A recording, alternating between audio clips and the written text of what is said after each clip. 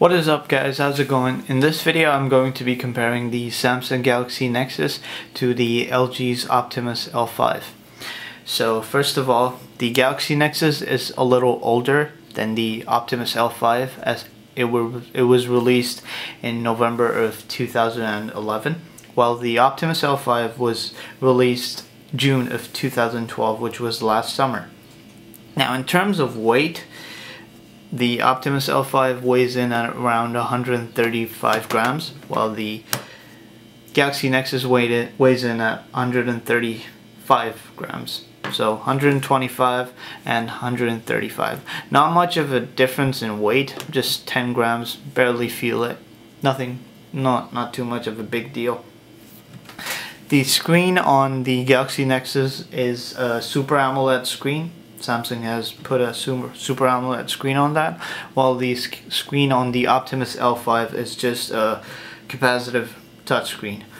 The pixels are 320 by 480, while on the Galaxy Nexus the screen resolution is 720 by 1280p. So this is a 4-inch screen, while over here the Galaxy Nexus has a 4.65-inch screen.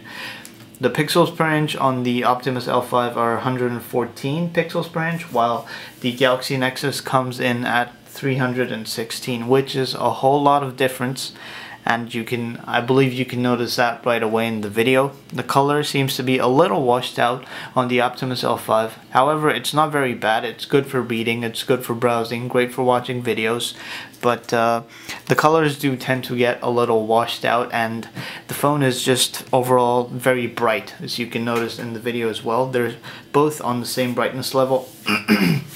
So that's that in terms of the screen. But the screen size, as I said, is 4.0 inches on the Optimus L5 and 4.65 on the Galaxy Nexus. Now in terms of memory, the Optimus L5 does support an SD card slot, so if you want to expand memory, you're lucky in that terms, and it comes in with 4 GB of internal memory. However, 2.5 is only available due to the fact that system apps also use up some space. While on the Galaxy Nexus you have no micro SD card slot as a traditional Nexus phone from Google. You know, Google phones do not support SD card slot due to the fact that they're trying to encourage cloud storage. So no SD card. The internal memory comes at 16 GB. In terms of speed, they're both on HSDPA, so depends on what carrier is supporting. They can go up to 7 megabytes per second in terms of download speed, and upload speed also varies. Connectivity, both have Wi-Fi, Bluetooth, and NFC. Both have all that good stuff. Now let's talk about the cameras.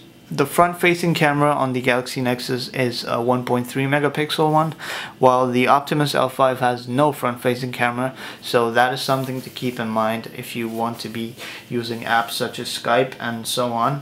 The back camera can be used for Skype, and Skype can be used for just doing regular video calls. And on the Galaxy Nexus, the front-facing camera also records video at 720p at 30 frames per second, so that's a huge plus. Both have a 5 megapixel camera at the back, both have LED flash, and both have autofocus. So both, I would say, in terms of picture quality, when you take a picture, they're pretty much the same. I would say maybe the Galaxy Nexus looks a little better. I don't know, maybe it's because of the screen. I really don't know, but both seem to shoot almost the same picture quality. And both shoot video as well. The Optimus L5 shoots VGA video at 30 frames per second, while the Galaxy Nexus shoots 1080p at 24 frames per second. Now let's go into the software. The software on the Galaxy Nexus is the latest and greatest Android 4.2.2 Jelly Bean, which was recently released due to the fact that it's a Nexus phone, so you do expect to see the latest in terms of software. While on the Optimus L5 we're still running on Android Ice Cream Sandwich. That's what this phone was originally released with. So not something to be worried about, guys. If you are a huge fan of Jelly Bean and you really do cherish those new features such as Google Now, lock screen widgets, gesture typing, quick toggle, then you're definitely going to miss those on the Optimus L5. Now I'm not very sure if there's a planned upgrade because there hasn't been any word on that as of yet, but hopefully there would be, and if there would be a planned upgrade, that would increase performance and definitely be as buttery smooth as the Galaxy Nexus. So that's that in terms of software, guys. Now we'll move into the CPU and see what hardware is running on both of these devices. Now the Optimus L5 has a Qualcomm Snapdragon CPU. It's clocked in at 800 megahertz. It's a Cortex A5 chipset, so that's that on the Optimus L5. While the Galaxy Nexus has a TIO-Map 4460 processor. It's dual core, it's clocked in at 1.2 gigahertz, and it's Cortex A9. So definitely you should get the idea that the Galaxy Nexus is definitely going to be faster than this device. So you should keep that. That's something to be keeping in your mind. Both come in black and white.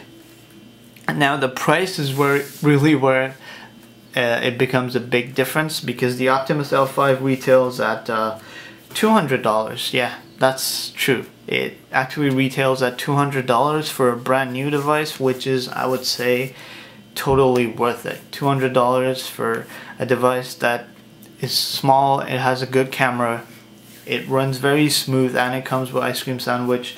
That is very good to know. While the Galaxy Nexus is retailed at around, it starts from $330 and then it goes up to $500 for a brand new device. However, you can get both on contract for $0 as well. So the price is really where things get a little different, because the Optimus L5 is really affordable in terms of that. Both have batteries as well, because every phone needs a battery to survive, but the Optimus L5 has a 1500 milliamp hour battery at the back. It's removable, while the Galaxy Nexus has a 1750 milliamp hour battery that is removable as well. Now in terms of battery life, both have pretty much the same battery life. Nothing to complain about on both. Battery life has been improved on the Galaxy Nexus due to the 4.2.2 update. However, I was not satisfied with my battery life before, but now I am. So that's it, guys, trying to do a little quick comparison. If you like this video, do give it a thumbs up, and do subscribe, guys, as that helps me a lot. If you have any questions, do follow me on Twitter, Google Plus and Ask, or just leave a comment below, and I'll see you guys in the next one. Bye bye.